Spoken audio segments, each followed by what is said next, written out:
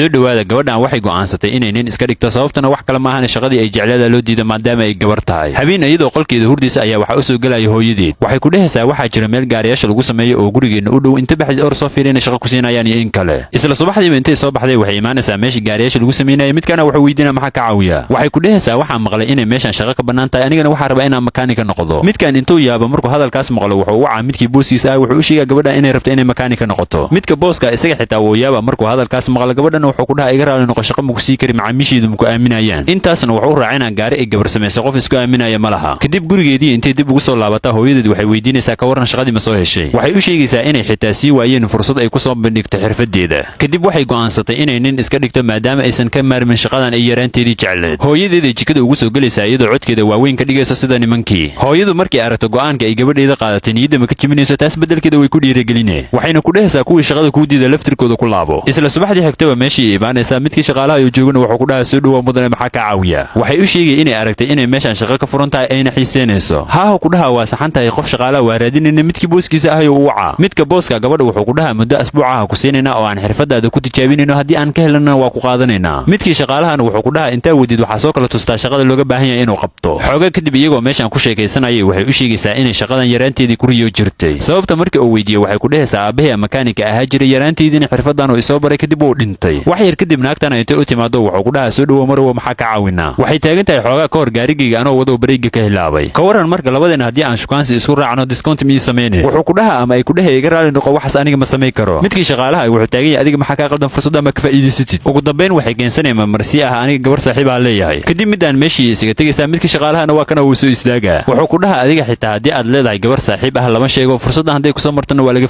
faa'iidaystaa ugu dambeyn waxay ku qancinaysaa inaysan rabin arrintan oo kale inay hadda samayso habeenkii gurigeeda dib ugu soo laabanaysaa weliba iyadoo aad u faraxsan hooyadeeda intay u timaadee waxay weydiinaysaa ka waran arrintii miyaa soo hesha caawa waa faraxsan tahe waxay ku dhehaysaa muddo asbuuc ah ay siiyeen oo ay ku tijaabinayaan xirfadeeda haddii ay xirfadeeda ka helaan way ay qaadanayaan haddii kalena way diidayaan mar kale iyadoo bannaanka ka soo adeegatay oo aan wadan dharkii ninka ay isaga dhigiday waxay isku dhacayaan midkii shaqaalaha ah wuxuu weydiinaa adiga soo mateed gabadhii maalin dhowta shaqada raadinaysa oo midka booskeyga u diidayay haahay ku dhehaysaa waa saxan tahay kadib wuxuu u sheegaya inuu booskaas nin kale la wareegay ninkaasna iyada aad isugu eg yihiin waxay ku dhehayaan ninkaas shaqada aad siiseen walaalkay waaye kadib iyadoo welwelsanay meeshii isaga tegay mar kale iyagoo wada jooga meeshii shaqada wuxuu weydiinaya anigu hal codsiya wataay ma ii samayn kartaa codsigaas wax kale ma ahane waxa igu caawisaa sida walaasha uu heli lahaa iyada shala arkay dhabtii aad u qurxooneed xooga ay meermeerinaysa markay aragtay inay midkan go'aankiisa uu ka laabanayn ugu dambeyn way ka ogolaaneen hadda waxa uu bilaabanaya welwelkii saxda ah waxaana laga rabaa arrimo badan inay xalliso asbuucii kadib labadoodii way isbarteen waa kuwana iyagoo isla socdo midkan wuxuu taagan yahay waxaad u malaysaa aniga iyo adiga inaan ahayn dad isku cusub xoogaa kadibba waxaan dareemayaa inaan waqti dheer isku soo bixina labadeena midkan wuxuu taagan yahay adiga waxba ma ogid mar dhow aniga iyo walaasha waa isguursanaynaa teeda kale maanta waa maalintii kugu dambaysay oo shaqada lagu tijaabinayay ha ka welwelin anigu waa dadaalaa midka booskeygaana waxaan ku cadaadinaa inuu adiga ku qaato laakiin isla markii meesha waxaa soo gaaraya midkii booska ah wuxuu dhaha arrintaas ma loo baahno ninkan yarka xirfadiisa waa ka helay waana qaatay iyadoo hadalkaas markii ay maqasho aad ugu farxaysaa midkana meeshii isaga tagaa mar kale labadooda oo bannaanka u soo baxay si ay u sheekaystaan midaan is iloobaysaa waxayna bilaabaysaa inay sida dumarkii u dhaqanto kadib midka shaqaalaha intuu midaan ka shakiyo wuxuu ku dhaha iga raali noqo waxaan u baahanahay inaan baxo haddana isagoo jooga gareeshkii u imaanaysaa si ay ula sheekaysato laakiin isagu sidii hore ula sheekaysan jira mula sheekaysanayo maalina wuxuu go'aansanaya inuu gurigeedu ku soo booqdo iyadana waa tanahay albaabkii ka fure iyadoo naxsano wuxuu weydiinaa gudaha mu soo geli karaa iyadana madiidaysa way u ogolaane wuxuu ku dhahaa walaalka aawey hadda inta baxdid orad iigu soo wac waxaan rabaa adiga iyo isaga inaan si wada jira idinkula hadlo intay soo kacday waxay iska dhigaysaa qof u soo wacayo laakiin waa tana iyadoo rabta inay gashato dharkii ninka midkan maadaama uu shaki badan ku jiray ma fidhinayay wuxuu go'aansanaya inuu soo fiiriyo iyadoo labiskii dhammaysan rabta oo keliya koofidii iyo garkii u dhimiyaho qolka ugu soo galaa wuxuu ku dhahaa waa ogaa inay arrintaa dhacayso ee keliya waxaad samaysaa inaadan imaan meesha shaqada iyadoo meeshan murug la fadhisaa ayaa hooyadeed oo guriga bannaanka uga maqnay dib ugu soo laabane waxay ku dhehaysaa iga raali noqo sidaan inaan ku dhaha ma rabin laakiin waa ogay arrintan inay laba goorba fashilmayso laakiin ha ka welwelin adigu ma tihid qof la buryo ee iyaga ka shalay doona inay waayaan qof adigoo kala waxaan hubaa inaa maalin maalmaha ka mid a aad furo doontid meel adiga gooni ku ah indhahaagana waa ku arki doontaa intay soo baxday garaashkii dib ugu soo laabane midkii booska ahaya wuxuu weydiinaa adiga shaqada soo ma kuu diidin maxaa u soo laabatay waxay ku dheheen meeshan wax kale ma u imaan ee waxaan u imaaday inaan idinkaga mahad celiyo fursaddii aad isiiseen kadib midkii shaqaalaha ahay midkii booska ahay wuxuu ku dhahaa gabadhan xirfadeeda aaday u sarraysaa ee waxaad u ogolaataa inayna la shaqayso wuxuu taagan yahay aniga waxba ma iga gelin xirfadeeda ee waxaad u sheegtaa inay meeshan isaga tagto ugu dambeyn midkan go'aan uu qaadanaya midka booska wuxuu ku dhahaa haddii ay iyada burisay anigana waa baxay kadib midkan wuxuu go'aansanaya inuu shaqadiisa gebi ahaanba isaga tago waxay weydiinaysaa adiga maxaad samaysay shaqadaadana maxaa uga tagtay wuxuu ku dhahaa midkan shaqadiisa owala hore u necbay ee anigii adiga si wada jiraha meel u furanaynaa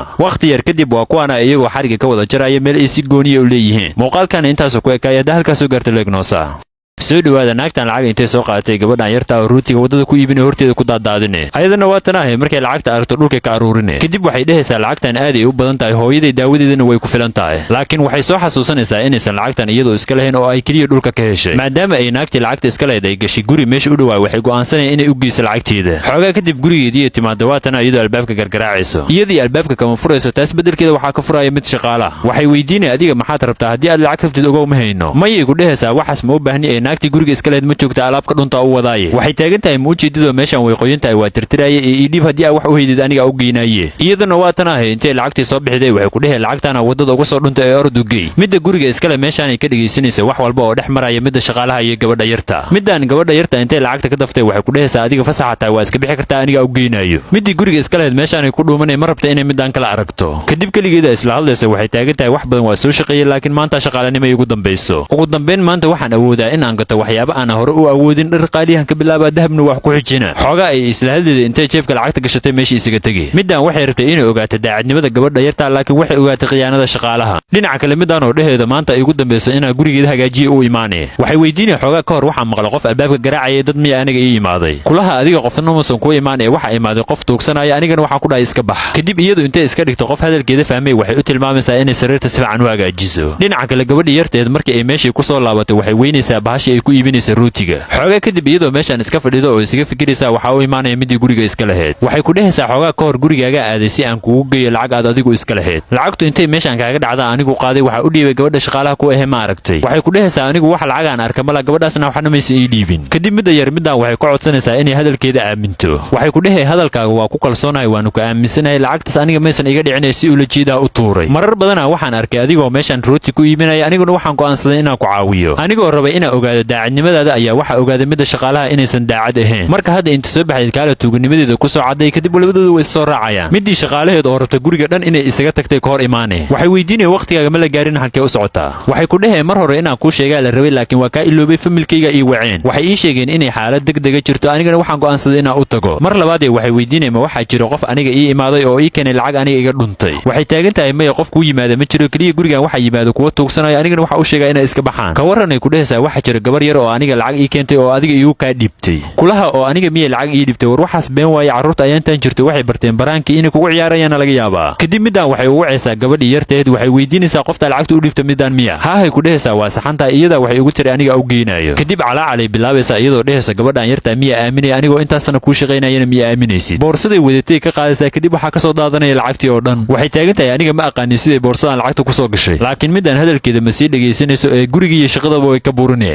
gabadha yartaana waxay ku dhehaysaa lacagtan oo dhan adiga iskale hooyada caafimaadkeeda waa ku bixi kartaa waa kuwaana iyagoo labadooda lacagtii dhulka ka aruurinayo muuqaalkun intaas ku ekaa daalkaa soo gaarta leegnosa gabadhaana u jeediin maqaayadaanay weytarad ka tahay gabadhan kale oo uur kale waxay ku dhehaysaa cunnada cunta lacagteedii haddaadan iska bixi karin orod jikada aad waxay u baahan tahay qof nadiifiye arrintan waxay ku soo bilaabatay xoogaa ka hor maqaayadda waxaa wada imaaday midaan jikada orod soo nadiifa la dhahaya ninkeeda iyo isaga walaashiis waa midaan meesha fadhido gabadhii maqaayadda ka shaqaynaysaa waxay u keentay rasiidka si ay lacagta u bixiyaan kadib midaan uur kale ninkeeda wuxuu iska soo jaraa qof walba lacagtu cunaha iska bixiyo xaaskiisa wuxuu ku dhahaa soomaadan dhihi jirin adigu naag madax bannaan iyo waxaasan ahay iska bixi lacagta marka waxay u sheegaysaa inaysan lacagta bixi karin maadaama ay ka soo tagta boorsadii ay lacagta ugu jirtay wuxuu taagan yahay aniga qof kale ma balamin ee walaashii keliyaha meeshaan ku balamiyey adigana waa iska soo baxday weliba isagoo qofna ku wacan ee lacagta iska bixi marka walaashiisna midaan waxay ku dhehaysaa haddii ay shii tahay mar dambe adigoo qof ku balamin ha iska soo bixi middii weytaradda aheeda dhammaantood waxay weydiinaysaa dhibaato miyaa meesha ka jirta ii sheega wuxuu ku dhahaa maya dhibaato meeshaan kama jirta ee waxay u muuqataa qoftaana u jeedid inaysan bixi karin lacagta ay cuntay kadib labadoodu waa kuwaan ahay intay lacagta bixiyaana meeshii isaga tegayaan isla markaasna waxay ahayd markii ay midda weytaradda ku dhehayda haddii aadan bixi karin lacagta aad cuntay jikadu waxay u baahan tahay qof nadiifiyo sidoo kale miisaskaasna wasaq waaye waxay rabaan in la hagaajiyo hana u malayn haddii aa uur leedahay in sidaas lagugu cafinayo ninkii maqaayadda iska lahaya intuu maqlay sida gabadha loola hadlayo dhinaceeda soo aada markii uu weydiiyey meeshaan waxa ka socda waxay ku dhehaysaa qoftaana u jeedid lacagta iska bixi weyda anigana xala u raadinaya ee dhibaato kale ma jirto ayadii waxay weydiinaya waxa la sheegayo run miya haahay ku dhehaysaa anigii ninkayga meeshaan isku soo raacnay isagu wuxuu igu dhahay qof kasta wuxuu cuna ha bixiya anigana boorsadeedii ma wati kadib wuxuu u sheegaya inay fasax tahay oo iska bixi karto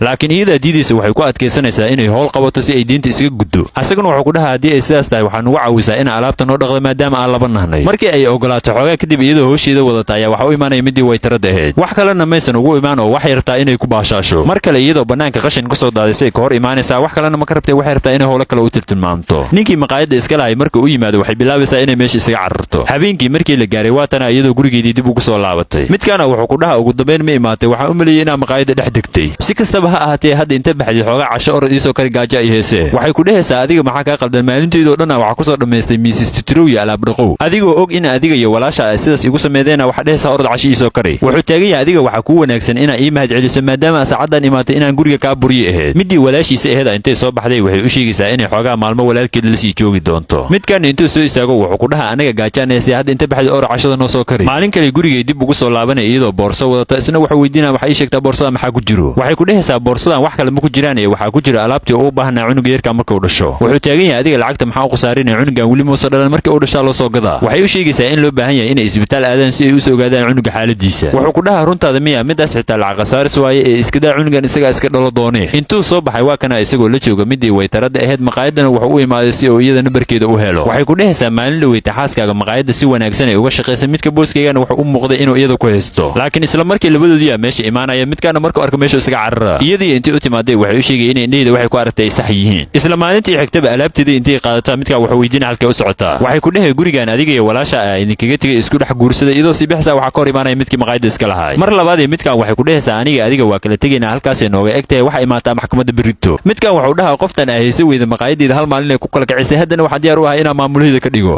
kadib labadoodii waa kuwaanaa meeshii isaga tagay. bilooyin kadib midaan cunugeedii way dhashay labadaana way isguursadeen. maqaayaddii oo midkaan iska lahayna si wada jir ay uga wada shaqaynayeen muuqaalku intaas uga ekaada halkaas soo gaarta leegnoosa. soo dhawaada naagtan duqdaha u jeediin wiilkeeda intuu gaari ku soo qaado oo meeshaan keena. iyadoo gaariga kasii degaysa si xooga u kala tuura alaabteeda oo mar hore bac ugu soo shubana waa kana uu ka daba tuura. intaasna waxa uu raacinaa rafaadkaaga maanta ay ugu dambayso kadib meeshii uu isaga taga. isla markii gabadhan oo meel fog ka arkaysa waxa uu ninku sameynaya naagti waa yeesheeda u imaanayso. intay su'aalo weydiisay waxay ogaanaysaa inay xasuustu ka maqan tahay oo aysan waxba kala ogeyn. kadib waxay go'aansanaysaa inay iyada gurigeeda u wado intii dadkeeda keeleedan ay halkaas iska joogto. waatana iyadii oo soo waday oo gurigeeda keento biyo u keenayso. waxay weydiinay oo kaliya xitaa ma xasuusatid miyaa meeshii aad ku nooleed. waxay ugu jawaabaysaa maya keliya waxaan xasuustaa inaa wiilkayga isla nooleen. iyadoo isku dayaysa inay su'aalo kale sii weydiidaan waxaad meesha soo gaaraya iyada ninkeeda. waxay u sheegaysaa maamadan waa yeesha aa u jeedid waxaan ka soo waday waddada iyadoo halkaas ku rafaadsan. waxaana rabaa inaan ku caawiyo siday dadkeeda u heli lahayd. isagoo qaylinayo gabadhii wuxuu ku dhahaa maxaad gurigan ugu keentay qof aanan aqoon. wuxuu isku dayaa in maamada waa yeesha uu guriga bannaanka uga saaro laakiin iyadaa ka celinayso. waxayna ku dhehaysaa qoftan waa yeesha wax ma xasuusato inaa caawinan aniga naga rabtaa. laakiin isagu wuxuu taagan yahay labadeennaa qilqil ku jirna adigana dhibaato kale guriga noo keentay. markii uu arko midaan inaysan war dhanka maqlin wuxuu go'aansanaa inuu guriga dhan isaga tago. duqdii intay ku soo laabatay niyadda u dhisaysaa iyadoo ku dhehaysa waxbaa ka welwelin gurigaaga inaad tagta aniga kugu caawinayo. maalintii kale waatana iyadoo rabta inay baxdo oo shaqadeeda aado. kaarkan uu adariiskeedu ku qoran yahay intay soo qabatay qoorta u gelinaysaa iyadoo u sheegaysa inaysan bannaanka u bixin haddii ay u baxdana aysan fogaan. markii ay gabadhu baxdo xoogay kadib duqda maskaxdeeda wax ku soo dhacaya. waxaa ku soo dhacaya intii ay iska fadhi lahayd inay baxdo oo ay gurigeeda raadiyo haddii ay soo weydanan inay soo laabato. dhinaca kale gabadhii waatana shaqadeedii imaanay. kadib ninkii booskeeda ahaya wuxuu weydiinaya maxaa u soo daaday saacaddaa socotid maxaa waaye. waxaa laga rabay shaqada inaad 3 saac soo gasho haddana waxaa socotaa 3 saac iyo 5 daqiiqo. waxay ku dhahmaagaysaa xoogaa dhibaato xalinaya laakiin wuxuu ku dhaha dhibaatadaada waxba ma iga gelin ee shaqadaada waqtigeeda ku imaaw. orod hadda shaqadaada qabsa waxaa jira waraaqada aan loo baahnayn bannaankana iga bixi. iyadoo qaanad xafiiska taan la hagaajinaysay waxay arkaysaa sawir ay ku wada jiraan isaga iyo naagtii waa yeeshe. intay soo jeedisay waxay ku dhahaysaa iga raalli noqo su'aalada aan ku weydiiyey qoftaan mataqaanaa. wuxuu u sheegaya inuu yaqaano oo isaga hooyadiis tahay laakiin nasiib xumo aysan hadda noolayn oo ay dhimatay. iyadu way dhimatay waxayna ahayd qof wanaagsan maadaama iga tagtay waxaan aan maanta haysto dhan. si kastaba ha ahaatee waxaas mar hore ahaayeen waa iloobay ee orod hadda shaqadaada dib ugu laabo. midda maskaxdeedu shaqaynaysa waxay ogaanaysaa inuu isagu yahay qofkii maalin dhowta gaariga ka tuurayay si uu dhaxalkeeda u qaato. dhinaca kale duqdii waatana iyadoo meel laxasi marasay waxay iloobaysaa meeshii ka timid iyo meeshii ay u socotay. iyadoo meeshaan iska taagan ayaa ninkan waddada iska maraya ku soo leexana. markii uu ogaaday in ay soo dhuntay wuxuu fiirinaa kaarkii qoorta ugu jiray. markii uu arko inuu adrees ku qoran yahay wuxuu go'aansanaa inuu meeshaas geeyo. waa kana marka isagoo keenay qolkii ay gabadhu lahayd. xoogaa kadib gabadhii gurigeedii ku soo laabanaysaa kadib markii ay shaqadeeda u soo dhammaatay. midkan intay meel gees ula soo baxday waxay weydiinay adiga yaa ahayd gurigeyga maxaa ka samaynay. wuxuu ugu jawaabaa aniga boolisaan ahay waxaan u malaynaa maamadan waa yeesha in adigu dhibaato ku haysid. waxay ku dhehaysaa adiga si qaldana wax u fahamtay laakiin aniga kuu sheegay. maamadaas waa yeesha ah oo aad u jeedid waxay dhashay ninka booskeyga ah oo aan u shaqeeyo. sidaasna wuxuu u sameeyey keliya wuxuu rabay inuu dhaxalkeeda qaato anigana iyada la caawinayo wax kale ma ku sameyn. waqti yar kadib midkii booska ah isagoo xaafadiisa iska jooga albaabka lagu soo gargaraaca. markii uu furo hooyadiis oo boolis la socdaana waxay ku dhehaysaa dhaxalkii inaa qaataa wax walba u sameeyo Soomaa. inuu inkiro isku daya laakiin gabadha waxay ku dhehaysaa aniga meeshaas joogay indhihigaana ku arkay wax walba oo ah hooyada ku sameysay waa kana marka isagii oo la qabtay si loo xiro midkii booliska meesha uu isaga tagaa maadaama ay shaqadiisa meeshan uga dhamaatay duudu gabadha waxay u soo jeedinayeen inay shaqadaas ka soo tagto oo ay lacag ku siinayso inay iyada ka taxadirto iyadoona horey ka ogolaanay maadaama shaqadeedu ay rafaad socoto ahayd maalintaas kadib shaqadeedu dhan waxay ka dhigatay inay duuqda ka taxadirto wax walba oo ay rabtana u sameey jirta habeenada kamid ah intay seexataysan dib u soo kicin gabadhuna waxay arkaysaa waraaqad ay meel u sii saartay inta aysan dhiman ka hor waxay u mahadcelinaysaa gabadhan maadaama ay waqti aad u badan ka soo taxadiraysay waraaqada dhinaca hoose waxay ku sheegaysaa inay hal wiil haysatay wiilkaasna uu caasi ka noqday iyadana ay u aragto inay tahay gabadheeda oo kale ayna ku qortay dhaxalkeeda oo dhan muuqaalkana intaas ku ekaaya halkaas soo gaartay like noo saar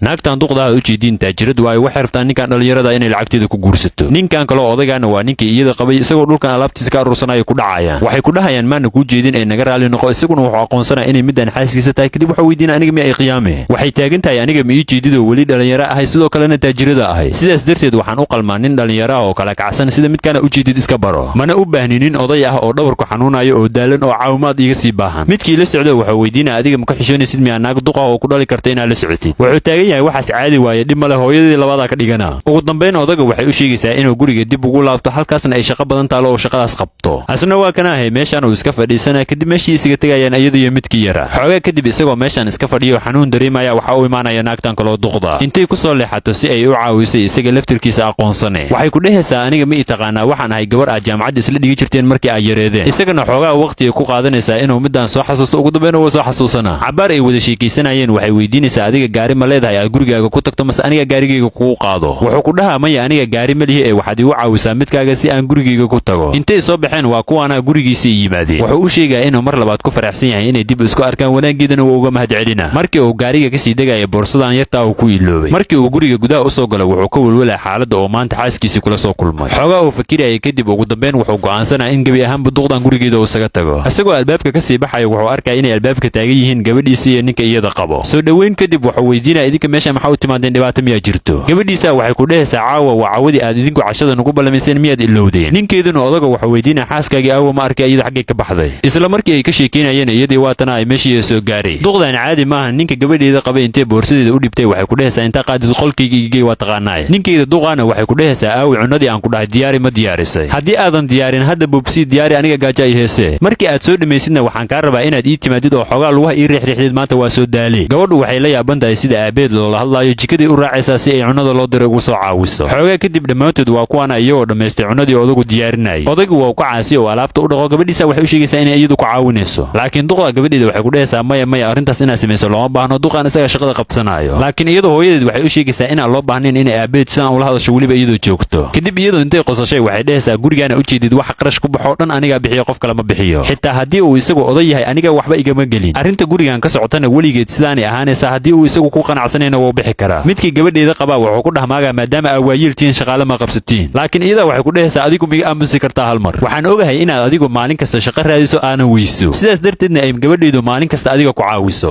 midaan ninkeedii waxay u sheegaysaa inakeen meeshan waa isaga tegaynaa waxaan u malaynaa inaan waqti qaldan imaanee maalin kale midii duqdeed waatana ay gurigeeda dib ugu soo laabatay iyadoo habeenkii oo dhan maqneed ninkii dhalinyarada ahay oo saaxiibkeed ahay waxay u sheegaysaa inuu hadda gudaha soo geli karo odagana waxay ku dhehaysaa annaga xaloo dhan aan soo daalinay sidaas darteed meeshan waxaan u nimaanay inaan ku nasanno xoogaa saaxiibkeeda wuxuu weydiinaya adiga ma ka xishoonaysid miyaa in naag la qabo aad gurigeeda u soo raacdid laakiin midkaan lacaga u cad intuu biyaha dhulka ku daadiyo odaga waxaa ku dhahaniyo meeshaan wasaq waayo xoogaa ma naga tirtiri kartaa iyagoo rabaan inay guriga gudaha u galaan albaabka lagu soo gargaraaca markii ay furto waa duqdii ay ninka odaga jaamacadda isla bari jireen markii ay yaraayeen waxay weydiinayeen ninka odaga ahay oo gurigaan lahay aawe maalin dhaweyto boorsidiisa gaarigayga kusoo dhex iloobe boorsadii intay ka qaaday waxay ku dhehaysaa saacadda ninkayga ma joogo waa maqan yahay iska bax aniga u geenaaye laakiin iyadu waxay arkaysaa ninka odaga ahay oo dhulka tirtiraya midaan waxay bilaabaysaa inay albaabka xirato midaan markay arrintaas aragto waraaqadani odaga waxay ugu qoraysaa haddii caawimaad u baahan tahay la soo xiriir maalin kale ninkii odaga ahay isagoo guriga banaankiisa hagaajinaya labadii u imaanaya waxay taagan tahay hadda anigii saaxiibkay waxaan rabnaa inaan banaanka u baxno si aan waqti u soo qaadano asna waa kana wuxuu arkaa waraaqadii u qorta midii ay jaamacadda isla dhigi jireen isagoo cunno karinaya mar labaad gabadhiisii u imaanay xoogaa ay wada sheekaysanayeen kadib waxay ku dhehaysaa waxaan rabaa xaaladda adiga iyo hooyada idinka dhexaysa maxay ku bilaabatay wuxuu u sheegaa in hooyadeed ayaantan ay la socoto nin dhalinyaro ah isaguna uusan ku qanacsanayn meeshan uu rabo inuu ka tago aniga ku caawinaya xaafadeeda ii soo raacay ku dhehaysaa laakiin isagu wuxuu u sheegay hadda inuu jiro qof kale oo raba inuu isaga caawiyo. waraaqadii intuu soo bixiyo wuxuu la xiriiraa midii ay jaamacadda isla dhigi jireen. intii u timaado wuxuu ku dhahaa waa kaaga mahadcelinaa maadaama aad i caawisay waqtiga aan anigu ugu baahida badnaay. midii kale waatana way iskeentay. waxay weydiinaa adiga maxaad ku fikirayay waxaana ii sheegtaa hadda meesha aad rabtay inaad aado. wuxuu ugu jawaabaa aniga waxaan go'aansaday maanta laga bilaabo inaan meeshaan sii joogin oo aan ka tago. intay qososhay halkay rabtaa in aado ku dhehaysaa mise waxaad rabtaa inaad sida derbijiifyada derbiga ku noolaato. wuxuu u sheegaa maya sidaas ma dhacayso gabadhayda ay caawinayso iyadoo marnaba ma iloobaysa xaaladan anigu ku suganahay. oroday ku dhehaysaa fasaxa tahay waa bixi kartaa laakiinse waxaan hubaa inaad dib u soo laabo doonto weliba adigoo calacalayo oo aniga i baryaayo si aad dib ugu soo laabato. midaan kale waxay taagan tahay arrintaas muhiim maahan duqa waa ilaasho weysa maahane waa lagu ilaalina. iyagoo rabaan inay baxaan waxay isku dayaysaa inay celiso isla markiina gabadheeda intay meesha soo gaartay waxay ku dhehay dhibaatadaada ha ka tagay iska daay. sanado badan waxaan arkayay sida aabbahay ula dhaqmayso haddana wuxuu u qalmaa inuu nolol fiican ku noolaado. isaguna wuxuu weydiinaa saaxiibka dhallinyarada ah wuu joogaa soo maahan orod isaga aad noloshana ku raaxaysta. haddeertaane waxay ku calaacalaysaa adiga si wanaagsana kula dhaqma hadda kadib soo laabo. muuqaalkan intaasoo ka ekaaya hadda halkaas soo gaarta leegnosa. soo dhawaada ninkan gurigiisa u imaanaa isagoo qaylinaayo kadib gabadhiisa intay ka hor timaado wuxuu ku dhahaa taaban adiga gabadheeda ma tihide. isla markii xaaskiisa intay meesha soo gaartay waxay weydiinayeen maxaa qaldan. wuxuu ku dhahaa aniga isbitaalka ka imaaday waraaqadana u jeedidna waa tijaabada DNA-ga. markii aan baaritaan ku soo sameeyey DNA-ga wuxuu sheegaa gabadhan inaan anigu dhalin. kadib midaan waxay weydiinaysaa arrintaas sidee macquul ku tahay. laakiin meesha waxaa imaanaya midkan hooyadiis waxay taagan tahay naagta mar hore ka shakiyay waxaana dareemay inay wax qarinayso. kadib midaan gabadheedii intay wadatay dhinaca isbitaalka aadaysaa si ay hadalka midkan u soo xaqiijiso. isbitaalka markay yimaadaan mar labaad ay tijaabada DNA-ga sameynayaan dhakhtarkuna wuxuu u sheegaa inuusan ninkan gabadhan dhalin. midkan markuu hadalka dhakhtarka maqlo wuxuu bilaabaa mar labaad inuu gabadha ku qayliyo laakiinse dhakhtarka wuxuu ku dhahay isdeji iyada xitaa maysan dhalin gabadha. labadooduna waa kuwaan ahe way yaabayaan. midaan dhakhtarkay waxay weydiinaysaa laakiin arrintaas sidee macquul ku noqon kartaa. gabadhan anigaa dhalay waa hubaa weliba magaaladeena isbitaal ku yaalla ku dhalay. asna wuxuu ku dhahaa waa ka xumahay tijaabada DNA-ga been ma sheegi karto. haddii aan qiyaasana waxaan u malaynayaa in isbitaalka gabadha ku dhashay ay idinkugu bedelantay. arrintaasna waa mid caana badanaan isbitaalada magaaladeena ku yaalla wuu ka dhacaa. kadib midkan dhakhtarka wuxuu weydiinaa haddii ay arrintaas macquul tahay marka sidee gabadheeni saxdayd ku raadsan karnaa hadda. wuxuu ugu jawaabaa hadda inta baxdiin waxaad aadeen isbitaalka aad gabadha ku dhasheen iyagaa xali doona arrintiinne. intay soo baxaan ay isbitaalka imaanayaan kadib gabadhan dhakhtaradaha u imaanayso. waxay ku dhehaysaa waa ka xumahay inaan warkan idiin sheego laakiin waa saxantiin gabadhiina isbitaalkan idinkugu bedelantay. wixii hore beenay haddeeda si dhaba u yaabaya. midaan waxay taagan tahay oo haddama waxaad leedahay gabadhii aad 10 sano korinaysa adiga maadan dhalin. waxay ku dhehay isla maalintaas iyo isla waqtigaas gabar kala dhalatay. marka hooye waraaqadan hadda qaata waxaa ku qoran hooyada gabadhaas dhashay xogteeda. haddii aad dhinaca maamadaas dhibaato kala kulantiin isbitaalka dhexdiina soo geli doono. dhinaca kale midaan waa hooyo gabadheeda u diyaarinaysa iskuulkeeda. waxay ku dhehaysaa hadda lacag ma haysto laakiin markii aan shaqo helo aniga kaa bixinayo dalxiiska lacagta aad ardada kale ugu raaci lahayd. xoogaa kadibna way ku guulaysanaysaa inay hadalkaas gabadheeda ku qanciso. albaabka waxaa soo gargaraacaya marka kuwii ay dhakhtaradu soo dirtay. markii albaabka ka furto hooyada ma nagu wici kartaa ay dhahayaan idina waa igu wici. intay timaaday idinku maxaad rabtiin weydiine. waxay ku dhahayaan meeshaan waxaan u nimaanay inaan arrin yar kaaga la hadalno arrintaasna wax kale maahan keliya gabadhaadii ku saabsan tahay. waxay bilaabaysaa marka inay gabadheeda iskuulka u dirto midkaana wuxuu taagan yahay oo hadda keligeed miyaa iskuulka u dire. gabadha iskuulkeedu meelahan uu ka dhow yahay ku dhehaysaa midaana shaqadiina maahan. gudahii intay soo galaanay waxay isku dayayaan inay arrintii ka dhaadhiciyaan laakiin iyadu waxay ku dhehaysaa waxaan oo dhan waa been. laakiinse midkaana wuxuu u sheegaa in marnaba tijaabada DNA-ga aysan been sheegi karin. marka gabadhii aad adigu dhashay meel kale ma jirtee waa midda anaga xaafadda noo joogto midda nin adiga haysto. intay soo baxaanay gurigooda imaanayaan si ay gabadhooda arrintaa uga dhaadhiciyaan. dhinaca kalena hooyadii gabadheeda markay iskuulka ka timaado waxay isku dayayeen inay arrinta ka dhaadhiciso. midaan arrintii markii loo sheegay waxay dhehaysaa waxas been waaye ay idinku sheegaysiin anigu waxaan rabaa inaan weligii idinka ilin joogo. subaxdii kale way isku imaanayaan si ay gabdhahooda u kala bedeshaan. laakiinse labadooduba kuma qanacsana inay waalidiintooda ka tagaan. kadib saddexdooda meel geesay u soo baxayaan si ay arrintan uga tashtaan. midaana waxay soo jeedinaysaa inay dhammaantood hal meel ku wada noolaadaan si ay gabdhuhu si tartiib tartiiba ula qabsadaan waalidiintooda cusub. ayaguna talada ay midaan soo jeedisay waxay u arkayaan talada ugu macquulsan. midaan waxay arkaysaa in hooyadeed cusub ay kari taqaana cuntadii ay jeceshahay. kadib dhammaantood intay soo guuraan ee hal guriyo weyn soo degayaan si ay ugu wada noolaadaan. muuqaalkana intaasoo ku ekaaya hadda halkaas soo gaarta leegnosa.